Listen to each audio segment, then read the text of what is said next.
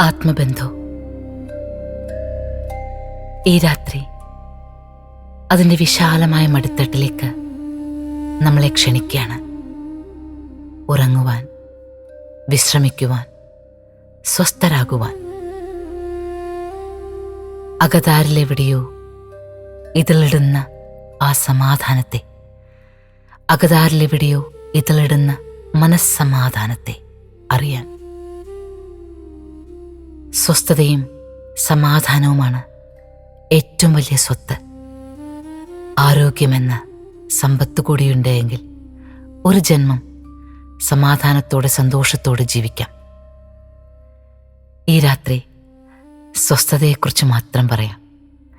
എല്ലാ രാത്രികളിലും നമ്മൾ പറയേണ്ടതും ചിന്തിക്കേണ്ടതും സമാധാനത്തെക്കുറിച്ചും സ്വസ്ഥതയെക്കുറിച്ചുമല്ലേ?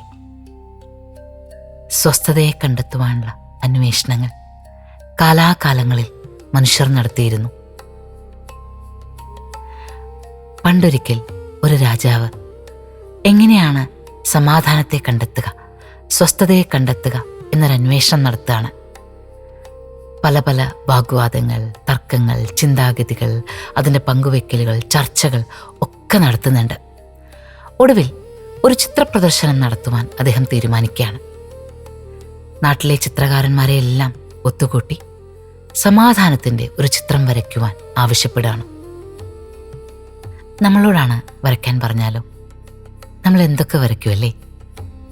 സ്വസ്ഥമായി നിൽക്കുന്ന പൂവ്, ശാന്തമായ ആകാശം, അങ്ങനെ എന്തൊക്കെ സ്വസ്ഥതയെക്കുറിച്ച് പ്രതിനിധീകരിച്ചുകൊണ്ട് നമ്മുടെ മനസ്സിലേക്ക് വരാം. ആ ചിത്രപ്രദർശന മത്സരത്തിൽ വിജയിച്ച ചിത്രം ഒരു വലിയ കൊടുങ്കാറ്റിൻ്റേതായിരുന്നു. കൊടുങ്കാറ്റിൻ്റെ ആ ചിത്രമാണ് രാജാവിന് ഏറ്റവും ഇഷ്ടപ്പെട്ടത്.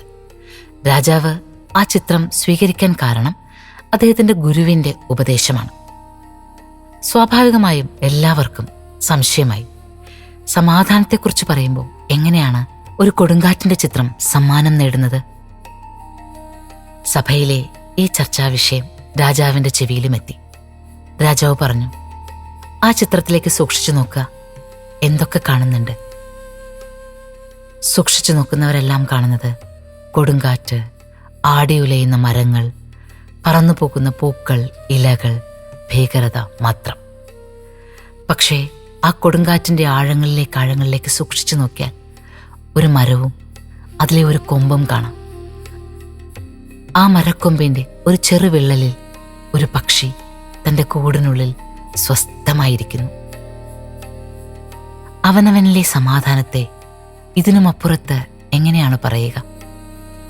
പുറത്ത് എത്ര വലിയ കൊടുങ്കാറ്റുണ്ടായാലും, മരങ്ങളൊക്കെ വല്ലാതെ ആടി ഉലഞ്ഞാലും, ചുഴലിക്കാറ്റ് തന്നെ വീശിയാലും, അകത്ത് ആ പക്ഷി സ്വസ്ഥമായിരിക്കാൻ തയ്യാറാണ് എങ്കിൽ, ആ പക്ഷിക്ക് ഭയമേതുമില്ല എങ്കിൽ, അതല്ലേ ഏറ്റവും വലിയ മനസ്സമാധാനം? ഇതുകൊണ്ടാണ് ആ ചിത്രം സമ്മാനാർഹമായത് എന്ന് രാജാവ് പറഞ്ഞപ്പോൾ പലർക്കും കാര്യം മനസ്സിലായി. നമുക്കും മനസ്സിലായി അല്ലേ? ശരിയാണ്. അന്തരീക്ഷമെല്ലാം സ്വസ്ഥമായിട്ട് സമാധാനത്തെ കണ്ടെത്താൻ പലപ്പോഴും നമുക്ക് സാധിച്ചു എന്ന് വരില്ല. കാരണം അന്തരീക്ഷം പല ശക്തികളാൽ നിയന്ത്രിതമാണ്. എന്നാൽ എൻ്റെ അകമോ, എൻ്റെ അകതാരിലെ ആ പക്ഷിയെ നിയന്ത്രിക്കാൻ എനിക്കെന്നും സാധിക്കും. എൻ്റെ മനസ്സാകുന്ന പക്ഷി അതിൻ്റെ കൂടിനുള്ളിൽ സ്വസ്ഥമായി ധ്യാനത്തിലിരിക്കട്ടെ. പുറത്തുള്ള കാറ്റ് അതിനെ ഭയപ്പെടുത്താതിരിക്കട്ടെ. ഒരു പേമാരിയും ഒരു പ്രളയവും അതിനെ ഭയപ്പെടുത്താതിരിക്കട്ടെ. അതിന് ആത്മവിശ്വാസമുണ്ടാകണം. നമ്മളുടെ കർമ്മങ്ങളിൽ നമുക്ക് വ്യക്തതയുണ്ടാകണം. സുതാര്യമായ കർമ്മപദ്ധതിയുള്ളവർ, കർമ്മങ്ങളിൽ അത്രമാത്രം ആത്മവിശ്വാസമുള്ളവർക്ക് തീർച്ചയായിട്ടും തൻ്റെ അകത്തെ മരത്തിൻ്റെ ചില്ലയിലെ ആ കൂട്ടിൽ സ്വസ്ഥമായിട്ടിരിക്കാൻ പറ്റും. ഒപ്പമുള്ളവരെ ചിലപ്പോൾ ചിറകിനടിയിൽ ചേർത്ത് പിടിക്കാനും പറ്റും. സ്വസ്ഥമായിരിക്കാൻ ധൈര്യം പകർന്നു കൊടുക്കാൻ. മനുഷ്യജന്മം ഇങ്ങനെയുള്ള ഒരുപാട് അവസരങ്ങൾ നമുക്ക് നൽകുന്നുണ്ട്. ഭയമില്ലാതെ സ്വസ്ഥമായി ഒരുപാട് പേരിലേക്ക് സമാധാനത്തെ കൊടുക്കാൻ ഒരു വ്യക്തിക്ക് സാധിച്ചാൽ, അങ്ങനെ പല വ്യക്തികളുണ്ട് എങ്കിൽ ഒരു സമൂഹം, ഒരു രാജ്യം അങ്ങനെ സ്വസ്ഥമായിക്കൊണ്ടേയിരിക്കും. ധ്യാനത്തിൻ്റെ മികവുകളെ അറിയുന്നവർ നമ്മുടെ നാട്ടിൽ ധാരാളമായുണ്ട് എങ്കിൽ സ്വസ്ഥമായതും അകത്തിൻ്റെ സമാധാനത്തെ കണ്ടെത്തുന്നവരും മനസ്സമാധാനത്തെ ഉള്ളറിയുന്നവരുമായ ഒരു വലിയ സമൂഹം ഇവിടെ സൃഷ്ടിക്കപ്പെടും. അതുകൊണ്ടാണ് ഭാരതം എപ്പോഴും ലോകത്തിൻ്റെ നെറുകയിൽ ചിന്താധാരകളുടെ കാര്യത്തിലായാലും കർമ്മപദ്ധതികളുടെ കാര്യത്തിലായാലും ലോകത്തിൻ്റെ നെറുകയിലേക്ക് എത്തും എന്ന് ആത്മവിശ്വാസത്തോടു കൂടി പൂർവസൂരികളും ഇന്നത്തെ ചിന്തകരും പറയുന്നത്. കാരണം സ്വസ്ഥരായിരിക്കുവാൻ ധ്യാനത്തിൻ്റെ മാർഗങ്ങൾ പറഞ്ഞു തന്ന ഗുരുക്കന്മാർ നമുക്കുണ്ട്. ധ്യാനത്തിലിരിക്കുമ്പോൾ ഒപ്പം ഈ ലോകത്തിന് സുഖം നിറയാൻ പ്രാർത്ഥിക്കുവാൻ പറഞ്ഞു തന്ന ഗുരുക്കന്മാർ നമുക്കുണ്ട്. അവർ പറഞ്ഞു തന്നൊക്കെ നമ്മളോടൊപ്പമില്ലേ? അപ്പോൾ പുറത്തെ ആ കൊടുങ്കാറ്റുകൾ സംഭവിക്കട്ടെ, പ്രളയം സംഭവിച്ചു കൊള്ളട്ടെ, അകത്ത് സ്വസ്ഥമാവുക. അകത്തെ ആ സ്വസ്ഥതയിൽ മാത്രമേ എനിക്കെന്നെ കണ്ടെത്താനാവുകയുള്ളൂ. അങ്ങനെ കണ്ടെത്തിയാൽ മാത്രമേ സമാധാനത്തോടു കൂടി ഉറങ്ങാനാവുകയുള്ളൂ. ഉറക്കമെന്ന ഈ ഒരല്പനേരം ഉണർവ് എന്ന തേജസ്സിലേക്ക് എന്നെ നയിക്കുമ്പോൾ മനസമാധാനത്തിൻ്റെ വഴികൾ ഞാൻ വീണ്ടും വീണ്ടും കണ്ടെത്തിക്കൊണ്ടേയിരിക്കുന്നു, അകത്ത് തിരഞ്ഞുകൊണ്ടേയിരിക്കുന്നു. ജീവിതത്തിൽ എന്ത് നേടണമെന്ന് ആഗ്രഹിക്കുന്നു, ജീവിതത്തിൽ എന്താകണമെന്ന് ആഗ്രഹിക്കുന്നു, അതിനെല്ലാമുള്ള വിത്ത് അകത്തുണ്ട്.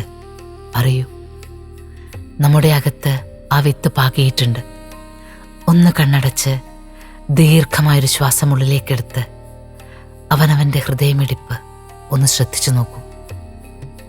ആ ഹൃദയമിടിപ്പ് നമ്മളോട് എന്താണ് പറയുന്നത്? സാധിക്കും, സാധിക്കും, സാധിക്കും, നിങ്ങൾക്കത് സാധിക്കും. ഹൃദയം നമ്മളോട് സദാ പറഞ്ഞുകൊണ്ടേയിരിക്കുകയാണ്, സാധിക്കും. അതെ, ജീവിതത്തിൽ എത്ര വലിയ ആഗ്രഹമോ എത്ര വലിയ സ്വപ്നമോ നമുക്ക് കാണാം.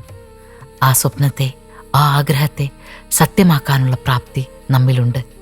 കാരണം ഉറങ്ങിക്കൊണ്ടിരിക്കുമ്പോഴും നമ്മൾ ഈ പ്രപഞ്ചത്തിലുണ്ട് എന്ന സത്യത്തെ നമ്മൾ പോലും മറക്കുമ്പോഴും നമ്മുടെ ഹൃദയം നമ്മളോട് പറയും, സാധിക്കും, സാധിക്കും, സാധിക്കും.